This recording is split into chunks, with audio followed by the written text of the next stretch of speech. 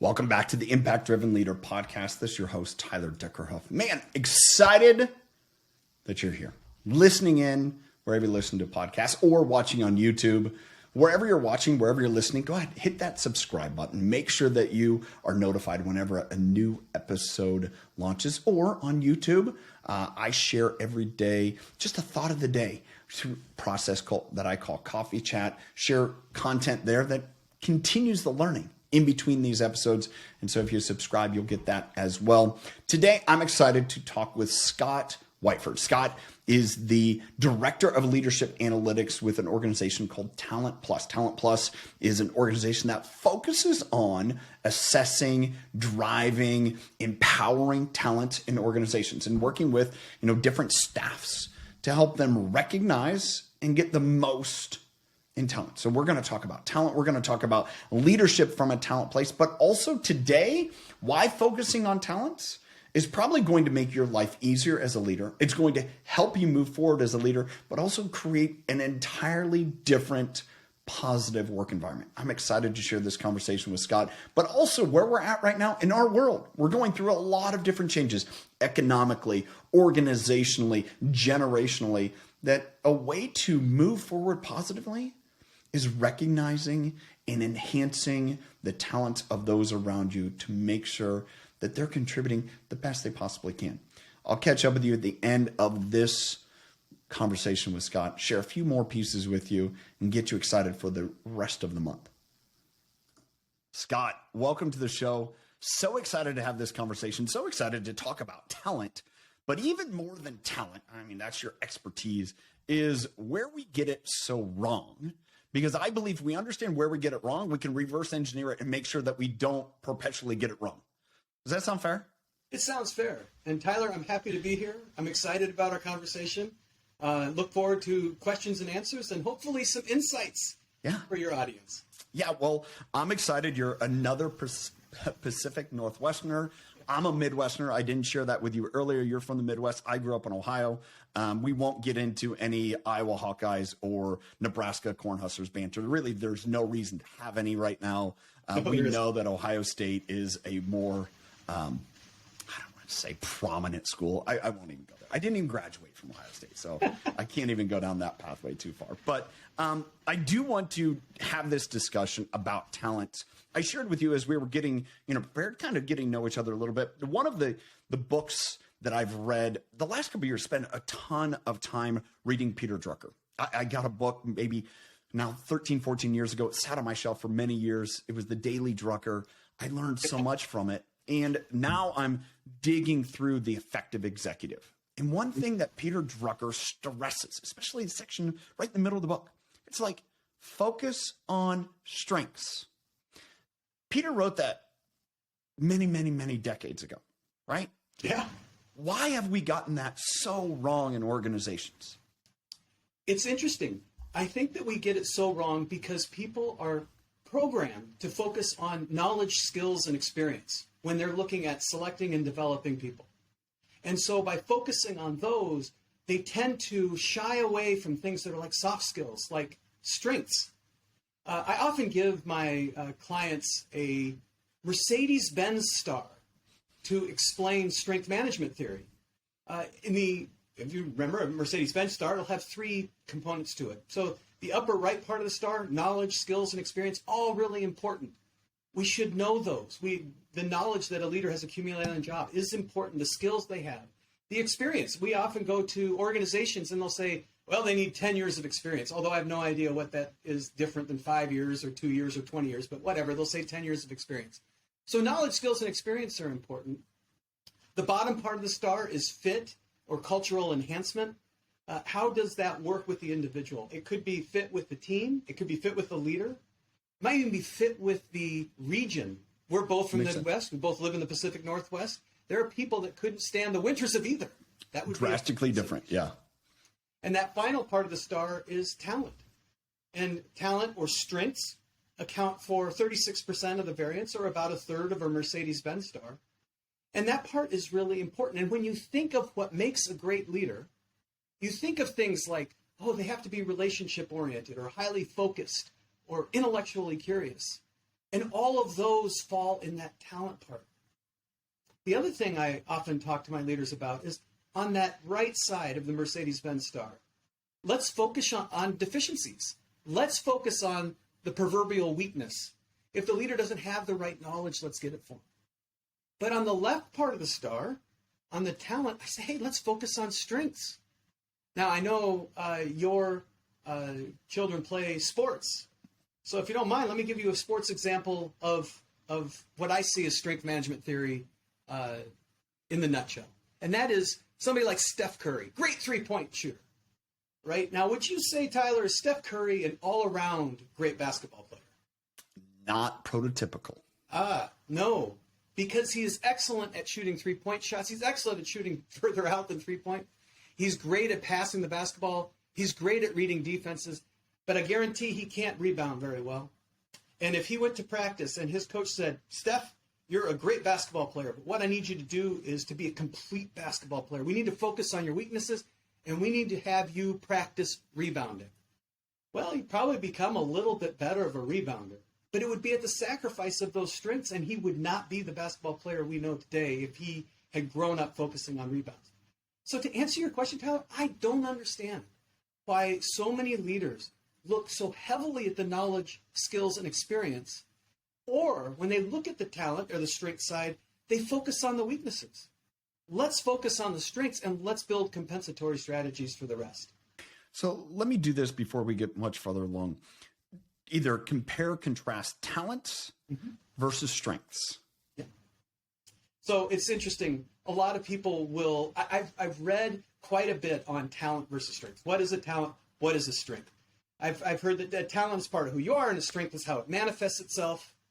So I might be relationship oriented. And so therefore the strength is that I'm good at talking to people in a large audience or something like that. I like to focus more on strengths more holistically, almost as if they are synonyms. Now, I know that there are people out there that probably argue with that, and I do understand what I see as the difference. But really, I think of it as I like strengths because I think it resonates better with leaders. So the leaders that are listening to your podcast understand what a strength is, and a talent, it's a little bit more difficult. But a set of strengths could equal a talent, for instance. So I like to focus on strengths when describing that part of leadership.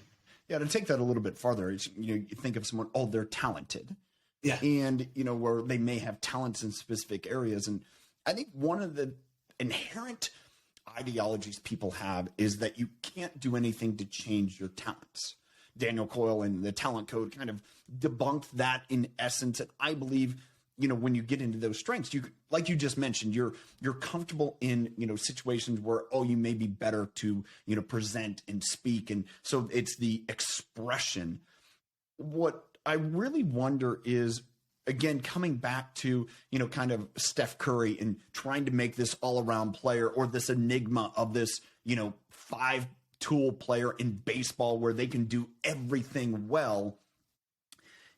This is my, I guess, theory is that when managers or talent, seekers, when you're selecting for a position, it's almost an idea. Hey, if I find that person that's talented everywhere, it makes it easier for me because I don't either have to fill in the holes or they are already trained up. I don't have to train them. So that's my theory is often I think people go to that because they think, oh, it's easier for me. I don't have to worry about making up their deficiencies through somebody else or rearranging the job roles. Do you find that to be true? Is that something you would agree with? Or? So I agree with it. I think people look for that. And I think they think, to use your baseball example, the 5-tool player. Has all of the speed, has all of the catching ability and the batting and whatever it is, home runs. But there are so few in the world that can do that. That, 95% of Major League Baseball players would not be considered a 5-tool player. And we're talking about the very best players in the world. So I think that translating that to leadership, I think people do look for what's that 5-tool leader I can have. And instead, I've been doing this for 20 years. I've coached over 1,700 leaders. I don't know if I've ever coached a true 5-tool leader that's good at everything. And I would say no, except I'm probably going to offend somebody out there. Yeah. But I would say no. And so instead, what can we do with you and make you the best leader that you can be, rather than saying, you know what, like Babe Ruth, he wasn't a 5-tool player. My guess is he didn't have the speed. Yeah. Well, okay, so let's not have him steal bases. I mean, we can make this better for the player. We can make it better for the leader by focusing on what they do best. So in a process of your working with leaders, if the leader that's listening is saying, okay, I hear what you're saying, Scott and Tyler, and this idea of let's focus on strengths, let's, see the unique talents and how to, put that person in a place to have success. How do you start doing that in an organization, either with your current staff or, hey, we're looking at hiring new staff, maybe it's staff that have been I would say dislocated from their positions because of all the layoffs, where it's like, hey, here's a talent pool that my guess is their talents were underutilized. And that's why they were chose to be laid off rather than maximized. So again, share with me a little bit your mindset through the process of how to go about that. I think another mistake that leaders use when they first discover a strength management approach is they try to isolate that strength management to a single person on their team, or it could be themselves, but it could be, okay, I get this, I've read Drucker, I'm excited about strength management theory. So what I'm going to do is I'm going to start with Bob, because why not? Let's start with Bob. And then you're really looking at those strengths in isolation. I think that one of the important facts of strength management theory is that you can't look at it in isolation. You have to look at it across the team. And so when I start with when we onboard a new client or my existing clients that are going into a different spot in their organization, we want to interview everybody. We want to get an assessment on everybody and understand all of their strengths. A little bit, go back to your basketball analogy, might understand Shaquille O'Neal's strengths, might understand Steph Curry's strengths, but in isolation, I can't say that they're going to win the championship. Totally. Yeah. I've really got to understand where's everybody's strengths. And I think that is an issue or a problem that young leaders face when they first start looking at strength management theories. They look at it in isolation. I think that makes perfect sense. I mean, you think about the greatest team is not the one with the greatest individual contributors. Yep. The greatest team is the team that's able to put it all together and achieve greatness. And, it's the sum of the parts is, greater collectively together. And to me, that really comes back to this idea. Is there if we were to jump to, if I wanted to jump to strengths finders, there's a unique strength called a ranger. And that strength is good at someone. I'm high a ranger and love to put people in spots. If we go back to sports, and again, I've always been frustrated in youth sports where, coaches will say, well, you need to play every position. And my viewpoint on that is like, no, that'll frustrate people and drive them away from the sport. You have this 5-year-old who is right-footed and you're trying to tell him he needs to go play on the left side and he gets frustrated he can't do it. He's going to quit. And I believe the same thing happens in every organization is there's unique talents and strengths people have in their superiors, their leaders, their managers are putting them in the wrong spot. So is there a talent? Is there a strength to say, hey, you are uniquely gifted at being able to recognize and bring this out of people? Is that something you find? It is, except that I look at it slightly differently. Yeah. Okay. Use your right foot, left foot example. Could be in leadership as well. The executive interview that I spend a lot of time with, it's our executive interview here at Talent Plus. We've got 10 themes that we measure. And those themes vary from things like focus, how focused an individual is, through relationships, how well they build relationships, to understanding vision. And when I talk to my leaders, when I'm coaching, I'll focus on their 5 strongest themes. So again, there are 10 themes, so I'll focus on their 5 strongest. Well, you could have 5 themes over on one side of our little chart, and somebody else could have 5 themes on another side of the chart. So the 5 strongest over here or 5 strongest over here, and they can both be successful. But it's about focusing on where they're strong. Yeah. that allows them to be successful. Like I said, I've been doing this a long time, and I haven't seen somebody who's good at all 10 themes. Everybody has areas of strength. Everybody has areas of weakness. Go back to your 5-year-old soccer analogy, and it's great. Because if you're right-footed and you're playing on the left side, basically you're saying to me, Scott, as a leader, I'm 40 years old, I'm Gen X, I'm in the mid part of my career, and these are my 5 strengths. And they want me to focus on the areas that I'm softer. Instead of building compensatory strategies, I'm not going to succeed in that environment, just like the 5-year-old soccer player. It's a great analogy. Well, and I think when you, again, you can look at it with kids, right? You see kids and they're like, maybe they love the sport. They go through it a couple, practices, a few games, and they come home and they're like, I hate this. And I'm like, well, you loved it before. Why? It's because someone put you in that position. And there's an element where I would contend, hey, help people stretch, but do so with success. Meaning, hey, I'm going to help you maybe stretch where I can get more out of your strengths, but I'm going to do it in a way where you feel energized and supported and not, well, it's either this or the highway. Because we see that too often. It's like, oh, you need to either be able to achieve this or you have no value to our organization, instead of the other way around, saying you have value. It's our job in the organization or as a leader to find that and maximize it. And that's a great way of looking at it. It is, are we even searching for it? Yeah. I often tell my young leaders that they need to take, they need to take control over their careers. A lot of young leaders will sit back and wait for their leaders to set up a growth development plan. And a lot of times that growth development plan is actually, hey, you need to do these 4 things to be at the next level. Well, we don't even know if that's what they want to do. We don't even know what they want out of their careers without asking them. So I often talk to my young leaders about understanding your own strengths, understanding where you can contribute the most, and then talking to your leader about how you can develop those areas. Because to your point, a lot of times people just get frustrated because the focus either isn't on strengths or it's on areas of weakness. So that's one of the key parts for young leaders. So I think the answer to this is pretty obvious with what you just stated, but I want you to go deeper into it. Is most organizations, is talent the limiting factor? Or is identifying and supporting the talent in a way that they can accomplish more really the absolute limiting factor?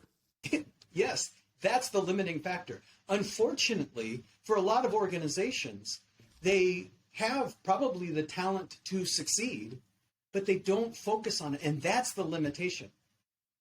At Talent Plus, one of the things we talk about with our clients is that everybody has talent.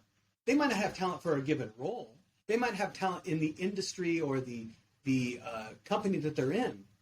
But that doesn't mean that they can't be successful given in the right spot with the right leaders in the right time.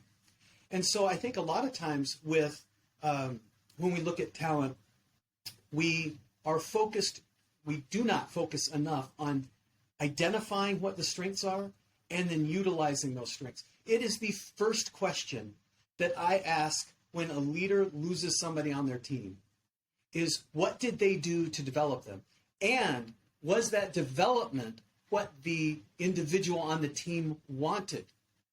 And if they can't answer yes to both of those, of course they left. Again, the 5-year-old right-footed player playing on the left side. Well, I mean, the thought that comes to my mind there is what is the easy way out of it? Because I believe this is where we're at right now today in this flux of between post-COVID into this economic, we're trying to figure out what's going on, but we're also in a massive generational change. We're in that Gen X, millennials a little bit younger, but again, we're all in this period where the baby boomers, the older, the leaders of many, many years and decades are trying to transition. And it's really through us into a Gen Z millennial that are the main workforce. And it's this transition that's difficult because you have people that are like, I just want it done. I don't want to have to do it. And you have people like you and I, or people that we try to support that are listening right now. Is like, you're asking me to do way more, and I don't have really the capacity to do what I'm expected to do now. And now you're telling me I have to figure out how to transition and lead differently, and I'm not given the tools. And so I think that's the problem that we're seeing more and more today. And so when I come to you and say, how does someone feel empowered in that process to ask, here's where to get help? When you're saying, hey, figure it out on your own, where do you go to get help? And how does that process really, where you feel empowered to, hey, I can actually do this? It's interesting. I thought you were going to go with another question, so I had an answer for the other question in mind. Well, you can share that. It's a conversation. I think it's an important one. So the empowerment piece, we'll talk about mentorship. So let's come back to that. But one of the things that where I thought you were going to go with that question go. Is if you think about boomers, I have the most difficulty talking to older generations about strength management theory than I do Gen Z, Gen Y, Gen X. The baby boomers, 64 is the last year of baby boomers. So those folks the young ones are just about to enter into their 60s. The older ones are almost 80. And so the entire top level of leadership in most organizations, the people in their 60s and 70s, all those folks are getting closer and closer to retirement. One of my clients' biggest fears is that his entire population aged today. And so what does that look like with Gen X, Gen Y, and Gen Z? And I think Gen X, Gen Y, Gen Z understand strength management better. To your point, they look at their careers. What am I doing to develop myself? We look at things like the gig economy. They're naturally drawn to things that they do well. People aren't in the gig economy doing things they hate. They're doing things that they do well. Back to your actual question, is mentorship. Again, and I put the locus of control on the millennial, on the Gen Zer, on the young Gen Xer, to go out and find that mentorship. Because unfortunately, in a lot of roles, strength management, career development, mentorship is not part of what that leader has set you up to do. Absolutely. So rather than do nothing, be the advocate. Go out and find those opportunities. Go out and find that mentorship. And I think that they'll see a more fulfilling career. But it's hard because now I'm asking you to do something that you might have thought, I'm not supposed to go outside. I'm not supposed to color outside the lines. But if your leader isn't interested in developing you, then you need to take the control and do it, at least establish those mentoring relationships so that you can find success. And I think that's a great point and something I've experienced. I'm 43, right there at that. Mentorship was never encouraged when I was early in my career. It was never even discussed. It was like, it wasn't. It was just figure it out. And you know what? This is the way you do it. And not the idea of, well, hey, here's my experiences of going through it. And here's where the pitfalls are. All those ideas of mentorship and encouragement. But what I found is for, the people that I get to work with, you get to work maybe a little bit younger, that is pretty normal. Yeah. Where, to seek mentorship is very normal. And so it's a drastic generational difference.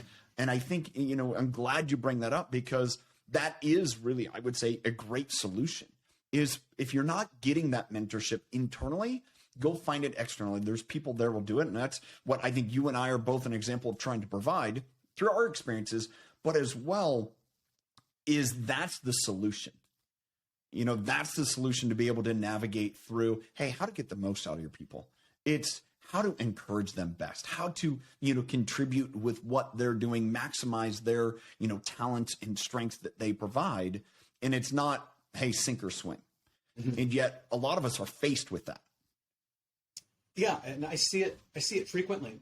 One of the funny things for me is I turned 50 this year. I don't know what happened there. Because I think I'm 32, but I turned 50 this year. And I've grown up in an organization, a strength management organization. And right from the beginning, there is this look to see, well, what do you do well that we do within the organization? I gave an example a few months ago of there's probably 20 things I'm supposed to do on my job. I probably do 10 of them well. I probably do 10 not so well. The longer I'm with my organization, and I've been there a long time now, the more the focus is on those 10. The more the focus is on here's what we're going to do to put you in areas that you can succeed. And you know what? We'll develop compensatory strategies with other people to fill in some of those other gaps. Fortunately for me, but unfortunately in a lot of organizations, I think leaders look at that and they say, okay, you have these 20 things. If you can't do these 10 or can't do them well, then we have to move you out. And I think as the younger generations come up, I think there is more of an understanding and an emphasis on strength development. And that includes the mentoring thing. To the mentoring point, a lot of young leaders look inside their organization for mentorship. I would argue, especially if you're in the position where where you're not having that mentorship, look outside. And you know what? You don't even have to look in the same industry, because young leaders in your organization are facing the same type of navigating the political structure, of developing the people, of implementing plans. And it doesn't matter whether their particular industry is in hospitality and yours is in healthcare. You're both facing basically the same issues. And so if you are a young leader and you don't have that mentorship, you can look outside of your industry to find it. So kind of transitioning, but not far, right? We're talking about talents. There's the ideology always is that, hard work beats talent when talent doesn't work hard. And if we're again thinking about this leadership in an organization and our role and our opportunity, and I saw this the other day from a friend who's been in leadership space and talks about the missed expectations, where a lot of our younger workforce has these really high expectations. I think you pointed it out, and I want to kind of go this way again with that idea of talent working hard, is I don't need to go to a job and do the 20 elements just so I get to do the 10 that I love. I can go to jobs left, right, and center all day long and do the 10 that I love. Why should I put up with the other 10 that I don't love? And I think that's the missed expectations. That's where we get our frustrations, is this idea of you have to come and do this entire job instead of saying, hey, Scott, I'm great at these 5 things. Can I do these 5 things and you just help me, figure out the other 5? And if you say, yes, absolutely, I'm excited for it. And if you say, nope, you have to do those 10, whether you like it or not, I'm probably going to struggle, right? And this is where we're changing for the better. I'm an optimist just by default, but we are. And I think the pandemic actually sped a lot of this up. And that is, if you aren't finding reward in the job that you're in, then find a job that can be rewarding. And there's lots of different jobs out there. And if these 20 assets, let's say, and you're good at 10 and not so good at the other 10, there are jobs out there that will focus more strategically on those 10. But the other thing is, it's more and more acceptable. You look at the older generations, a lot of them spent their entire career in one organization or with one job. Yep. I remember being in grad school, and now it's a long time ago, but we would study that the average person changes jobs 5 times in their life. And now, if you look at it, I can't even imagine what the Gen Zers think. 5 times in your life, 5 times in a decade, man. And that is probably more likely. And the way to hold on to those folks is to have them focus on what they're good at, back to our strength management. And they know that if you're not focused on that, they can find an opportunity that will focus on that. So I think we're changing for the better. I think we'll see more focus on strength management theory and developing strengths.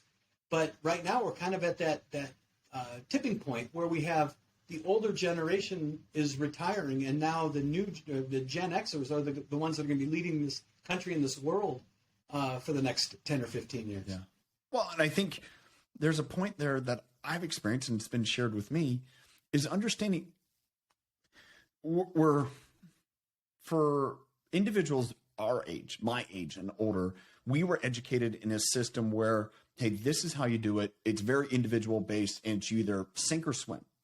And as I've learned, I look at my younger brother, I look at other siblings, other people that I know, that isn't how they were educated. If you think about it today, we can have, for the last 10 years, people that enter the workforce that have never walked into a classroom. All of their education was done 100% remote. And they walk into a job and we get frustrated because they don't want to come to the office.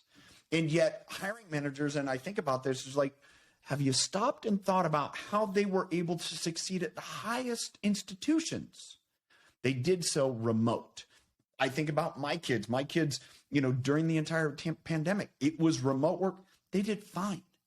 And I think it's those missed expectations that's causing so much frustration, where we have an opportunity to challenge and say, wait, does it have to be this way? Can we be more creative? Can we look at a different work system? Completely agree. And it's another one where the pandemic really sped that up. You have to take a look at all organizations and wonder, do we need to have a headquarters? Do we need to have a place that people go into work? Or we were successful during the pandemic and we did it that way without people going in. Yeah. I'm a extrovert. I enjoy going into the office. Like I said, I live in Portland, but my company's located in Lincoln. So when I go back, I love going in. I love seeing people. I love interacting with them. But we found success in our organization from, mid-March until about a year ago, before people really started to come back into work. And so that expectation, though, for the Gen Zers and whatever the generation is behind them, that expectation is going to be front and center as they think of their work. Mm-hmm. And so as an organization, it's another hurdle that if you're not thinking about how two things, the strength part of your people that report to you and their development, another facet is going to be, do they have to come into work or can we do this remotely? Yeah. And we're going to see more and more remote work as a result, putting the onus on leaders then to focus on those individuals and develop them and make sure that they are finding success in their careers, or they're going to go someplace else. I think that's really where we go back to, whether it's talent management, whether it's strength management, whether it's, even development, it's an active job and it's a good thing. And it's a good thing for leaders to be doing. And the expectation so often has been, that's not what's most important for you to do. And I think the perception and the paradigm is changing, that, as a leader, the best thing for you to do is to help everyone accomplish the best they can. And maybe that's a completely different skill set than what you had as a performer. And we have to be able to look at that from a talent and a strength and saying, you know what? Yeah, you are a great individual performer. You're great at sales. You are great at, whatever it may be, but that doesn't mean that you're set up to be the best leader and get the most out of people, and accepting that rather than leadership being just the succession of hierarchy. Yes, it is one of the big pain points that I see with organizations. I was working with a group in Las Vegas, and the person took their best salesperson off of the floor and put them as the sales manager. And we've done two things there. We've taken your best salesperson, basically said goodbye, and we put them in a role that they may or may not be very good at. And it goes back to a wider challenge of, why is that the progression that we need to see in organizations? Why is it that the only way to succeed in an organization is to move up that ladder? And I now see a lot of organizations actually have a separate ladder for individual achievers or knowledge workers to combine success in their roles. And then you go back to the fact that leaders have to recognize that. And they have to have those conversations. If you're a young leader and you're leading a team of 5 people for the first time, have you asked them, each one of them, what they want out of that role, what they want out of their careers in that organization? And then how can you align the vision that you have for the team or the organization with their individual vision of what they want out of their careers? And not assuming that what you think is best for them is what they want. Yeah. Again, it's another hurdle that I see a lot of organizations face. And as time goes on, it's going to be more and more important to really focus on what they want out of their careers, rather than just saying, well, I know what they want. They want to be the next, manager of whatever. It's not the case. Yeah. It's really debunking the idea that, succession in a company is a title. Succession in a company is really, in my mind, the ability to contribute at a higher level and make more of an impact. And, to me, and this is what I've seen, this is what I've heard you sharing, is that when we focus on talents and when we focus on making sure those talents are being utilized properly and finding ways to develop that those talents are, at their maximum capacity, everyone in the organization is more fulfilled. Yeah. Both sides of the, the equation, everyone is more fulfilled. Yes, it absolutely is. And it's one of the key takeaways that I would leave your leaders with, your Gen X leaders with, is how can you develop your team, understand your team so that they function at a high level while understanding the individual strengths of that team, how you can develop them, focused on what they need out of their careers. And for you, understanding that you probably have to, as a young leader, you probably have to take charge of your career as well. So what does that look like? Where can you find mentorship? And how can you focus on your development? And I think that over time, we're going to see more and more of this. Perhaps, Tyler, we'll have the same conversation in 20 years and be laughing about the fact that now everybody does strength management theory. The two of us are now unemployed. Yeah. So we'll see. Maybe, maybe not. Well, there's one last piece that I'd love for you to touch on. How does, in your experience working with organizations that either make the transition or are primarily focused on, again, getting the most out of talent, supporting talent, from a trust and psychological safety within the organization? How do they accomplish that? Well, just what is their, what's the difference there? When I work with teams, a lot of times they'll talk about they need to have trust on the team to succeed. Totally agree. But they talk about it as in trust is something you work on, such as we're going to go do trust falls over in the corner. And after everybody gets through with their trust falls, then we will trust each other as a team. Well, I can tell you the fastest way to that trust is to show interest in the careers and the lives of the people who report to you or across the team who work with each other. And it's not just about their careers. It's about who they are as individuals, what their families are like, what are their hobbies, what do they like to do in their free time. Really get to understand who they are as people, and that trust will grow.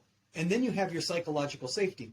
And if you don't have that psychological safety, and I'm a new leader, I'm not going to tell you that I can't do these 10 things over here as well as I can do these 10 things over here, because there isn't that psychological safety. Now, I imagine my boss will probably listen to this, and he'll probably totally agree, oh, yeah, you can't do those 10 things. I knew about that. But he does these other 10 things well, and that's because there's a psychological safety there. Yeah. And so on those teams, as young leaders on those teams, building that is so important, because the result is that you'll see advancement in your team's members' careers and the honesty that they'll have with you on what they enjoy and what they don't enjoy.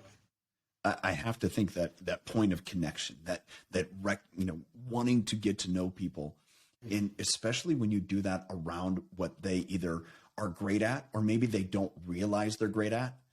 To me, in my experience, that does a lot to really gird trust to a point where you can have some ups and downs, but when you're looking out for someone and I am trying to put you in a place to succeed because you have success there, you do that well. Don't worry about those other things that are difficult. I'll help you there. We'll figure out some other option. To me, that builds a lot of trust that you can work through a lot of different situations together. It absolutely does. And I think you said it earlier. If that exists, then not only will that individual find success in their organization or find success in their careers, but that will help the leader find success. And it's the greatest correlate to customer satisfaction, thus revenue, is employee engagement. Mm-hmm. And if people feel they're being developed, they're more likely to have strong employee engagement, and it's more fun for the leader. Yeah. My goodness. How difficult would it be to be leading a team of 5 people and focusing on everything they're doing wrong? What a terrible life. I'd hate to wake up in the morning and think, wow, I'm going to focus on these 10 things today. They're all these things that these people are doing wrong. What if you woke up and thought, I'm going to focus on these 10 things, and these are all things these people are doing right?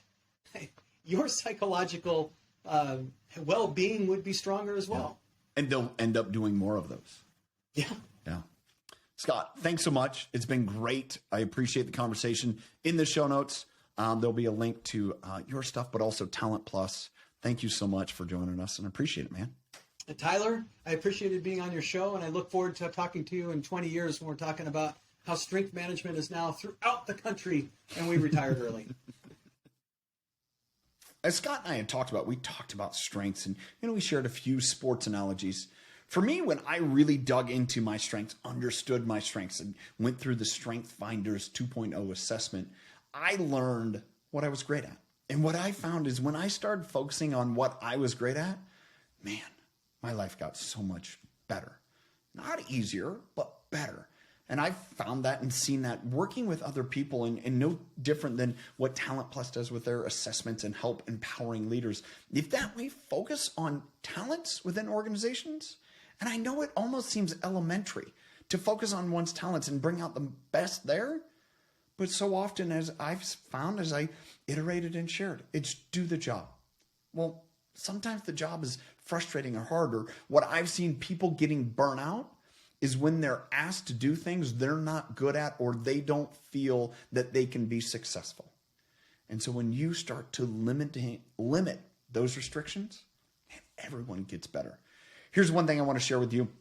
I will be sharing an Awaken the Leader Within workshop. It's coming in a month. We're just about a month.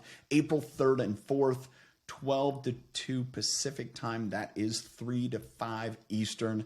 Go to theimpactdrivenleader.com to register for that event. But 1 week prior, on March 28th, I'm going to be sharing a special presentation, a special free to anyone, wherever you want to. I will share that. You can register on LinkedIn, or there's a link also at theimpactdrivenleader.com to get access to that training. I'm going to talk about the window in the mirror. Maybe you heard the podcast earlier. I'm going to go through it a little bit deeper, more. Share with you the window in the mirror. I'll see you. Till then, have a good one. Thanks for being here.